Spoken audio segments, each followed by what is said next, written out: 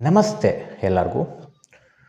ವೀಕ್ಷಕರೇ, ನಿಮ್ಮ ಜಾತಕದಲ್ಲಿ ಒಂದೇ ರಾಶಿನಲ್ಲಿ 2 ಅಥವಾ 3 ಅಥವಾ 4 ಗ್ರಹಗಳಿವೆಯಾ? ನಿಮ್ಮದು ಸಾಮಾನ್ಯ ಜಾತಕ ಅಲ್ಲ, ಸ್ವಲ್ಪ ಡಿಫ್ರೆಂಟ್. ನಿಮ್ಮ ಜೀವನ ಸಾಮಾನ್ಯ ಅಲ್ಲ. ಕೆಲವರು ಯಾಕೆ ಒಂದೇ ವಿಚಾರದಲ್ಲಿ ಸ್ಟ್ರಾಂಗ್ ಆಗಿರ್ತಾರೆ, ಇನ್ನೂ ಕೆಲವರು ಯಾಕೆ ಒಂದೇ ಮ್ಯಾಟ್ರಲ್ಲಿ ಸ್ವಲ್ಪ ಪ್ರಾಬ್ಲಮ್ಮಲ್ಲಿ ಸಿಕ್ಕಿ ಬಿದ್ದಿರ್ತಾರೆ.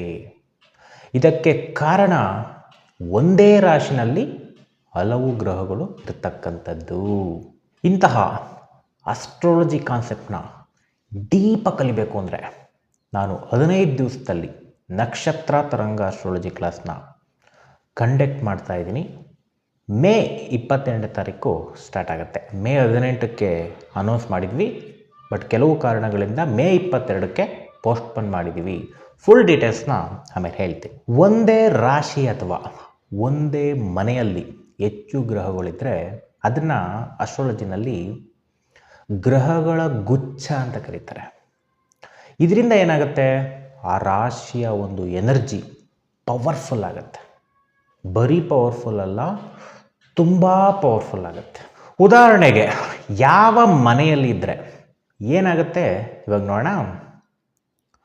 1ನೇ ಮನೆಯಲ್ಲಿದ್ದರೆ ಪರ್ಸನಾಲಿಟಿ ಸ್ಟ್ರಾಂಗ್, ತನ್ನ ವ್ಯಕ್ತಿತ್ವನ ತುಂಬ ಚೆನ್ನಾಗಿ ಇಂಪ್ರೂವ್ಮೆಂಟ್ ಮಾಡ್ಕೋತಾರೆ. ಜಿಮ್ ಮಾಡ್ತಕ್ಕಂಥದ್ದು, ತನ್ನ ಬಗ್ಗೆ ಗಮನ ಕೊಟ್ಕೊಳ್ತಕ್ಕಂಥದ್ದು ತುಂಬ ಹೆಚ್ಚು ಮಾಡ್ತಾರೆ. ಹಾಗೆ ಸ್ವಲ್ಪ ಈಗೋ ಕೂಡ ಜಾಸ್ತಿ ಆಗ್ಬೋದು. 2ನೇದು ಹಾಗೆ 5ನೇ ಮನೆ ಎಕ್ಸಾಂಪಲ್. ಇವರು ತುಂಬ ಚೆನ್ನಾಗಿ ಇನ್ನೊಬ್ಬರನ್ನ ಲವ್ ಮಾಡ್ತಾರೆ, ತುಂಬ ಪ್ರೀತಿಯಿಂದ ಮಾತಾಡಿಸ್ತಕ್ಕಂಥದ್ದು ಪ್ರತಿಯೊಬ್ಬರೂ ಕೂಡ. ತುಂಬ ಎಕ್ಸ್ಪೆಕ್ಟೇಷನ್ಸು ಕೂಡ ಹೈ ಆಗಿರ್ತಕ್ಕಂಥದ್ದು 5ನೇ ಮನೆ ಹೆಚ್ಚು ಗ್ರಹಗಳು ಕೂತ್ಕೊಂಡ್ರೆ. ಹಾಗೆ creativity mind strong, creativity strong ಆಗಿರುತ್ತೆ ಇವರಲ್ಲಿ. ಒಂಥರ ಫ್ಯಾಷನ್ ರಿಲೇಟೆಡ್ ಆಗಿರ್ಬೋದು, ಮೇಕಪ್ ರಿಲೇಟೆಡ್ ಆಗಿರ್ಬೋದು, ಡ್ರೆಸ್ ಸೆನ್ಸ್ ಆಗಿರ್ಬೋದು, ವೀಡಿಯೋಸ್ ಎಡಿಟಿಂಗ್ ಆಗಿರ್ಬೋದು, ಅಥವಾ ಎನಿ ಒನ್ ಕ್ರಿಯೇಟಿವಿಟಿ ಅಂತ ತೊಗೊಂಡ್ರೆ ತುಂಬ ಸ್ಟ್ರಾಂಗ್ ಆಗಿರ್ತಾರೆ.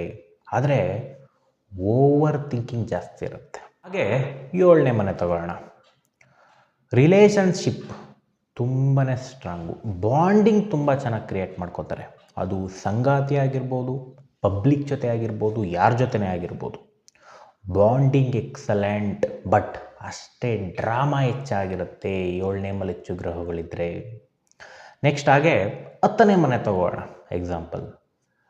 ಕೆರಿಯರ್ ಡಾಮಿನೇಟ್ ಆಗುತ್ತೆ, ಸಕ್ಸಸ್ ಜಾಸ್ತಿ ಸಿಗುತ್ತೆ, ಬೇಗ ಏಳಿಗೆ ಆಗ್ತಕ್ಕಂಥದ್ದು, ಒಬ್ಬ ರಾಜನ ಥರ ಇರತಕ್ಕಂಥದ್ದು ಕಂಡು ಬರುತ್ತೆ 10ನೇ ಮನೆ.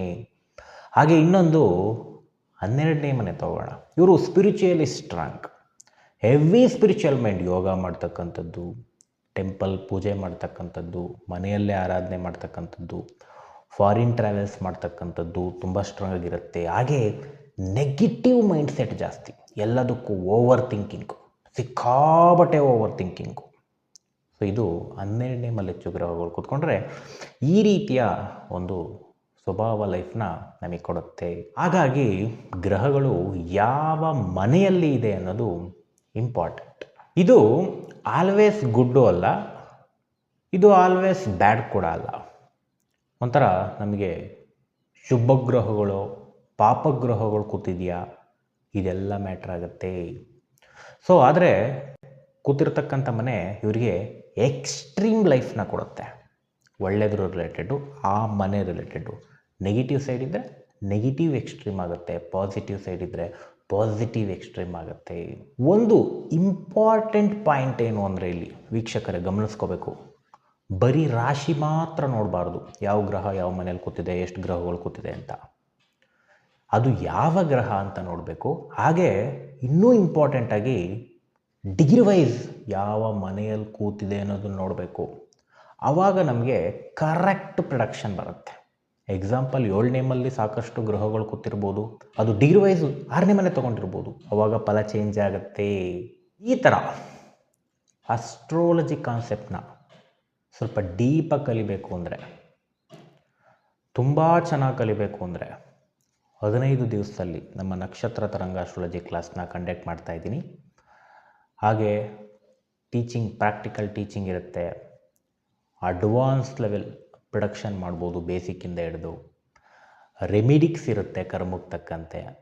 ಸೊ ನನ್ನ ಮ್ಯಾರಿಡ್ ಲೈಫ್ ಹೆಂಗಿದೆ ಅಂತ ನೋಡ್ಕೋಬೋದು, ಜಾಬ್ ಹೇಗಿದೆ ಅಂತ ನೋಡ್ಕೋಬೋದು, ಪ್ರಾಪರ್ಟಿ ಜೀವನದಲ್ಲಿ ಚೆನ್ನಾಗಿದೆಯಾ ಅಂತ ನೋಡ್ಕೋಬೋದು, ಹೆಲ್ತ್ ಚೆನ್ನಾಗಿದೆಯಾ ಅಂತ ನೋಡ್ಕೋಬೋದು, ನಾನು ಟ್ರಾವೆಲ್ ಜಾಸ್ತಿ ಮಾಡ್ತಾನೆ ಇಲ್ಲ ಮನೇಲೇ ಇರ್ತೀನ ಅಂತ ನೋಡ್ಕೋಬೋದು. ಪ್ರತಿಯೊಂದನ್ನು ಕೂಡ ನಾವು 15 ದಿವಸದಲ್ಲಿ ಕಲಿಸ್ತೀವಿ.